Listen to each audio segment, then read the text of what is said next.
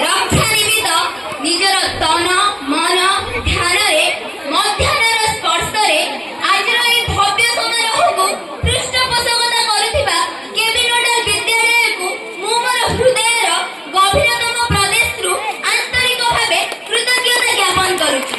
चिरनमस्ते भारत माता, उपस्थित द्वितीय द्रष्टा विचारक मंडली एवं श्रोता मंडली, एठारे उपस्थित थिबा मोर सहपाठी एवं सहपाठिनी एवं छोट बड़ भाई और भौणी माने। आज आलोच्य विषय वस्तु माने आपण माने आगु समस्ते जानिछन्ती।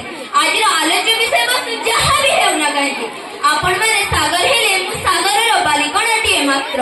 मोर दोष त्रुटि को आपण माने क्षमा करिदेबे बोली मोर आशा एवं विश्वास। समाज और मनुष्य परस्पर परिपूरक।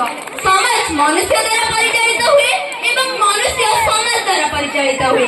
मानकीकरण बा स्टैंडर्डाइजेशन फल मनुष्य नूतन नूतन को गति करिछि।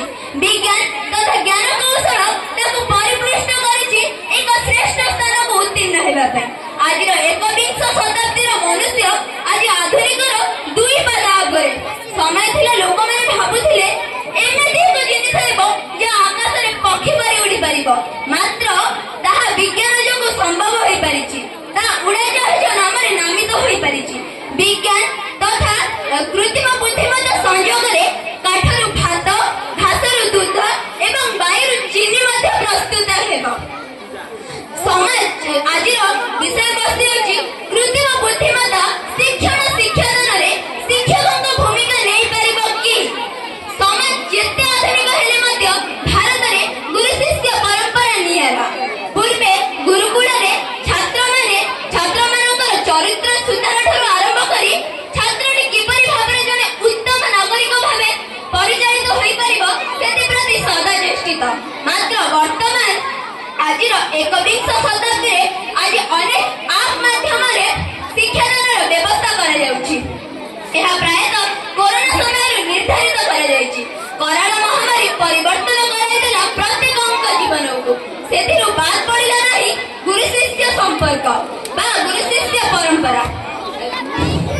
शिक्षादान रे जेपरि भाबरे जने उत्तम नागरिक को शिक्षा दिया जाउथिला ताहा व्याहत होइछि एवं शिक्षक जने छात्रर चरित्र सुधार चरित्र गठन करबा सहित तार शारीरिक मानसिक और विकास क्षेत्र रे मध्य सहाय्य करंती एवं ताको परिवेश और परिस्थिति सहित किपरि भाबरे खाप खुआई चलित हेबो सेति प्रति मध्य सहाय्य करंती। मात्र कृत्रिम बुद्धिमत्ता आसिबा फल रे सब किछि जेपरि गोलमाल होई जाइछि। वर्तमान चैट जीपीटी, जेमिनी आदि एआई भली एआई हमको अनेक तथ्य भेटी दे पारिछि।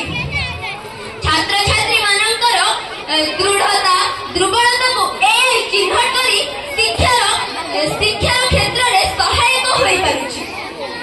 एआई धैर्यर सहित एक विषय को अनेक थर व्याख्या करि पारे।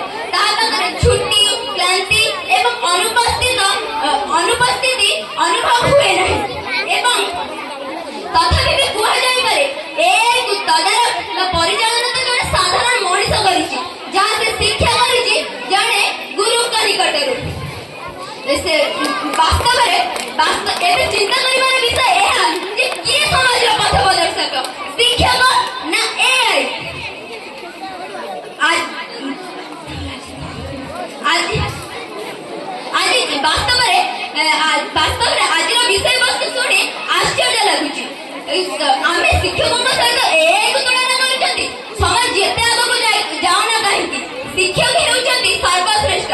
सेथिबाई तो कुहा जाय गुरु ब्रह्मा गुरु विष्णु गुरुदेव महेश्वर गुरु साक्षात परम ब्रह्म तस्मै श्री गुरवे नमः।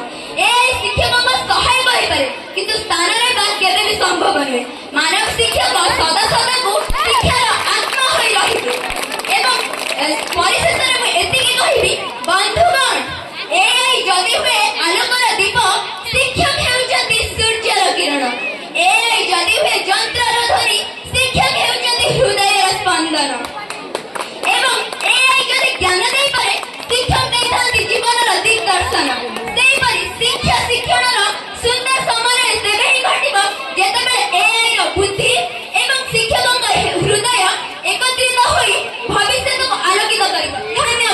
ଧନ୍ୟବାଦ।